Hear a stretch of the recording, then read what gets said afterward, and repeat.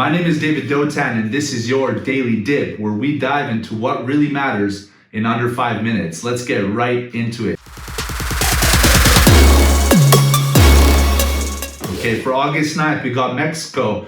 Core CPI, this will affect the peso, although we don't trade the peso too much. I do expect consumer price index to have increased. Prices across a basket of goods have definitely risen, not just in Mexico, but across the world. Next, we got Brazil inflation reports. We're expecting inflation to rise. We're expecting it to rise across the board, okay? However, South America is getting hit hard, okay? There's good inflation, there's bad inflation, okay? And majority of the countries in South America are hitting some serious inflation, which is devaluing the value of that currency, okay? Across the board, Brazil's likely to get hit with some bad numbers tomorrow, likely the Brazilian real to weaken.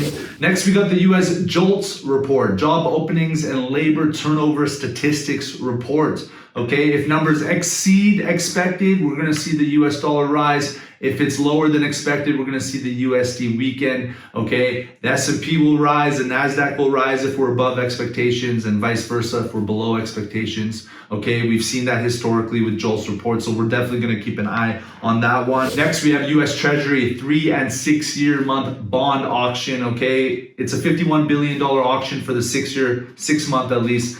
Not so significant in terms of size, okay? We do want to keep an eye on it. I do want to see whether or not bonds are in demand or not. If it's in demand, okay, we will see potential minor rise in the USD, maybe some weakness in the safe havens, okay? Gold, yen, Swiss franc, okay? So we're moving on. We're going to keep an eye on that. EIA releases gasoline and diesel fuel update, okay? This can affect the price of crude oil, which then correlates to the price of Canadian dollar, of course, so we're going to keep an eye on that and keep a pulse on those. All right, so now we're going to move on to what really matters, and we're going to go over earnings. We got pre-market earnings, we got post-market earnings. For the pre-market earnings, we have APD, Air Products and Chemicals. We got Gold, which is Barrick's Gold Corporation, TSN, which is Tyson Foods. Okay, post-markets, we got ACM, ACOM, CF, Industrial Holdings, okay? And we will get to the 111 watch list as well. We got 3 pairs that I want to go over the watch list. Qualcomm, okay, for stocks. We got Kiwi Yen for Forex, and we got Cardano for crypto, okay, across the board. So we're gonna get right into it. Okay, on to our pre-market earnings. Okay, we got Air Product Chemicals under APD. Okay, we're gonna be looking at this. We're on the monthly time frame. What do we see? We see horizontal sell pressure here at our monthly upper zone. This is our monthly mid, monthly lower zone. Okay, we see 2 levels of significant sell pressure. This could be double top as well. We see a bearish engulfing candle off that level. It doesn't necessarily mean that price is going to be breaking this uptrend to the downside just now. We could see impulse, retest, and a second injection of sell pressure before we move to the downside. If price moves to the downside or to the upside will depend on whether price beats earnings or not. Okay, as we can see here, price is respecting this uptrend. Buy sensitivity is coming in as protection when sell pressure is trying to break to the downside. If we have an earnings beat, we will see price retest previous high. If we have an earnings miss, we will see price break this downtrend, this uptrend to the downside, and we will start to look to the downside on APD. Moving on now to Barrick Gold. All right, next we're on Barrick Gold here, monthly time frame, all right? Here we have price respect this upwards channel both to the upside and to the downside, okay? If we can simplify the complicated, push, exhaustion, push, what's gonna happen next? That's right, exhaustion, likely to area of sensitivity, and we're not there yet. Okay, fear index went down, safe haven saw weakness, gold is moving to the downside, of course. These companies are very correlated to the price of gold, okay, and follow safe haven status. We have a push, we have exhaustion, bearish engulfing candle for what will likely be a continuational push. We're also seeing weakness on the gold chart, so I do expect price to make its way to the downside. Price will make its way to its lower level of its channel, specifically if Barrick Gold, okay, also has an earnings miss. If we have an earnings miss, we're making our way to the downside confidently. If we have an earnings beat, we're making our way to the upside, potentially to the upside. What I would say is if we are making our way to the upside, it would be a short-term quick in, quick out, potentially the previous high, because we will have some negative down pressure from weakness on gold in terms of technicals on the charts, okay? The next pair we're going to talk about here is Tyson Foods for TSN. Tyson Foods on the weekly time frame, we have a higher highs. This is a higher time frame uptrend. Okay, very simple. Price has made its way to the uptrend. We're either going to see buy protection or we're going to see sell pressure. If we have an earnings beat, let's take it to the daily time frame. If we have an earnings beat, we're likely going to see this lower time frame uptrend, lower time frame downtrend, I should say, move to the upside. If we have an earnings miss, we're going to see move to the downside, okay? If we have an earnings beat, we have to be careful of a stop hunt, okay? This is a good area for the big boys to set up some stop hunts, order grabs before move to the upside or to the downside, which is why we enter completion of exhaustion, not at completion of a push.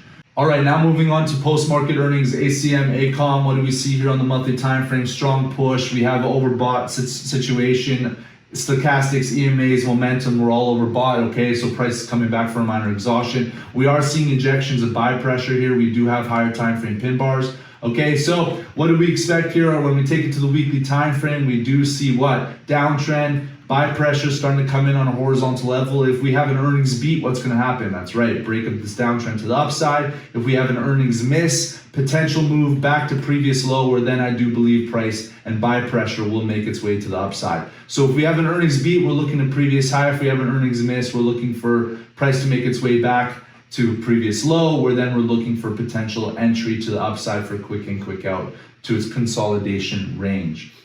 All right, now it's time for one sneak peek into the Gentleman Markets watch list, one analysis for crypto, FX, and stocks. Let's get right into it. For stocks, we're going right to Qualcomm, monthly time frame, push, exhaustion, continuous horizontal level of buy protection, continuational push. Price will likely, with high probability, make its way to previous high before then finding its next injection of sell pressure. Okay, when we take it to the weekly time frame, we see a higher time frame uptrend, which we'll notice better on the daily. As we can see, these higher highs are well respected. We do have buy sensitivity entering at contact. So what are we going to be waiting for? That's right, contact with this uptrend. We're going to be placing a buy limit order, and I'm going to be looking to make our way up to previous high. Moving on now to Forex, Kiwi Yen. All right. Moving on to Forex, Kiwi Yen. This is our monthly upper, monthly lower, weekly upper, weekly lower, daily mid-range zone. Just area of sensitivity. Battle between buyers and sellers. Here we have what? Higher time frame push, exhaustion, multiple levels of buy sensitivity and protection with the bullish, engulfing candle close on the weekly time frame. That bullish engulfing candle close on the lower time frame is a push breaking this daily downtrend. Okay, so we have a push. What's after a push? That's right, exhaustion. Before then, we're looking for a continuational push to previous high and our weekly upper zone, which is going to be our next level of sell pressure. Onto crypto now. We're going to take it to ADA or Cardano. Okay, if Bitcoin is moving to the upside, we know what the rest of the coins or all coins are likely going to follow. Okay, so Bitcoin is seeing some strength. As long as Bitcoin's seeing strength, we're going to look for strength in Cardano. If we see Bitcoin weakness, we're going to look for weakness in Cardano and other altcoins. What do we see? Push, exhaustion. But on the monthly time frame here, what we notice is consolidation. Just take a notice of this consolidation. When we take it to the weekly time frame, we will notice that that's an important area of sensitivity. Horizontal sell pressure, horizontal buy pressure. This is a significant level of consolidation, although we do have spikes above and below. Okay, so what's important? Well, the level that we are currently at. Okay, if price breaks this level to the upside, which means that buyers beat sell pressure to the upside, we're looking for a move back to previous high. But there is a high probability, especially if Bitcoin starts to find weakness, that sell protection will happen here. So what are we waiting for? We're waiting for a push. Must wait for push, exhaustion, continuational push, and may follow this uptrend. Okay, I'm not looking to get in just yet, but we are going to get in relatively quick.